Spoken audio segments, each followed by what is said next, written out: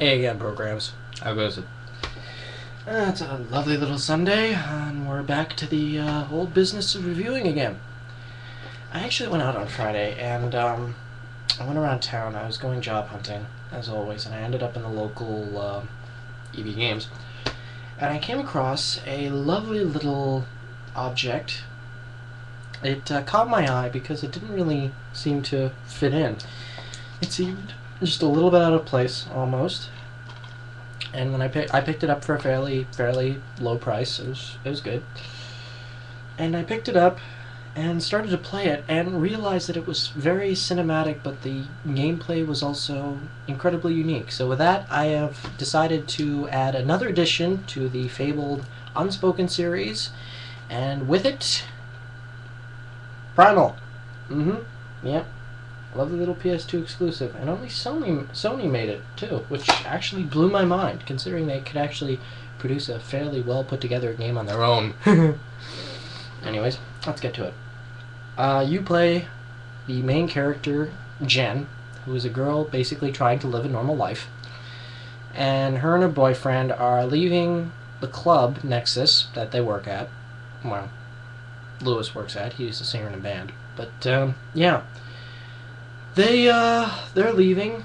Lewis and Jen both get ambushed by this demon who rips off a bouncer's head, basically knocks Jen over clean and clear in the next week, and runs off with Lewis's ragged corpse.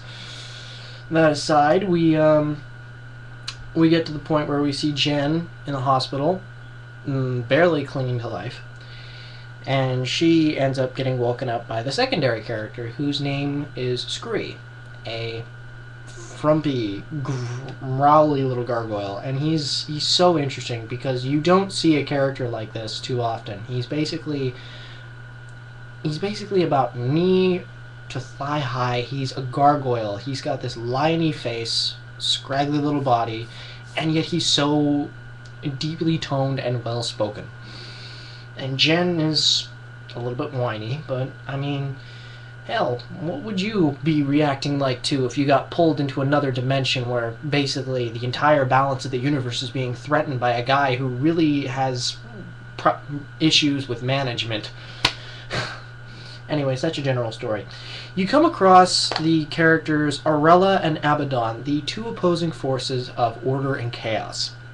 Now, apparently Abaddon has set in a plan of motion to overthrow the balance and completely overturn every single world that has ever existed into complete and utter disorder, chaos, entropic factors, complete Armageddon, the whole situation. And Jen arises as a very unlikely hero. And that's the general premise of it. I played through it a good number of times. I played through it over a period of 2 days, and I really gotta say that I enjoyed it, clean, thorough, and thought through. I can't believe this game was not continued further. The idea was not continued further. It was a really good, solid gameplay. The combat was a little bit wonky, but I don't know. Anyways, we're getting to gameplay. It's basically a point and push platformer. Basically, you gotta get to a certain position, push the right button, and certain things happen. It's equivalent to a Silent Hill, only the combat is a little bit more action-orientated, a little bit more combo-based. Yeah, your attack buttons are actually registered to the L and R buttons, which I found to be just almost a little uncomfortable.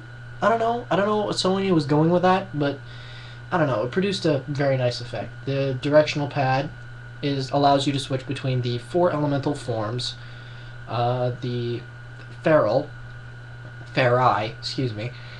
which are earth-based. They are incredibly combat-based and very ferocious. You got the Undyne, which are completely useless above water. You have the Wraith, which are the air elemental creatures. These strange ethereal vampires who are capable of shifting between time. And you have the Djinn, which are these ferocious fiery warriors. Anyways, Jen is what I like to call an unlikely hero. She's just a normal girl who gets plucked into extraordinary situations and is forced to come out on top, otherwise it's her ass on the line and there's no telling what's going on. There's a couple of surprises that you got going on with the characters, like Scree, for instance. You got a couple of major surprises coming in with him towards the end of the game. But yeah, that's basically it. Another point and factor I'd like to make is that the soundtrack was done by a sort of a punk rock electrical group called 16 Volt. And they actually did a good job on a number of the soundtracks that they put together for the game. The battle tracks that they did were really well put together, and they had orchestral stuff for the more ambient scenarios. It was beautifully written, beautifully put together. It was beautifully written. The game was very nicely done. I don't know why this game was in the bargain bin. I don't know why the concept wasn't explored further. But these people are pissing me off when you guys throw these really good games into the bargain bin and throw the ideas clean out.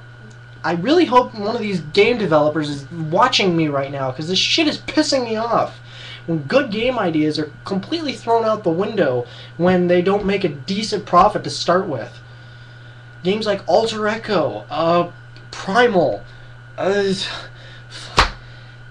don't know, okay? Just get back on the horse with this shit, okay? Alright, now that I got my rant out of the way, Primal. Great game. See it in the bargain bin. See it anywhere. Pick it up, because it's definitely worth it. It is a story phenomenon that will basically grip you, pull you out of your chair, and throw you into the TV screen, because that's what it does. It is a very powerful storyline, great music, great dialogue. There are a lot of really funny moments, really amusing. You've got very memorable characters throughout the whole thing. Just pick it up, enjoy it. Primal, Unspoken series, go play it, go enjoy it. Peace programs.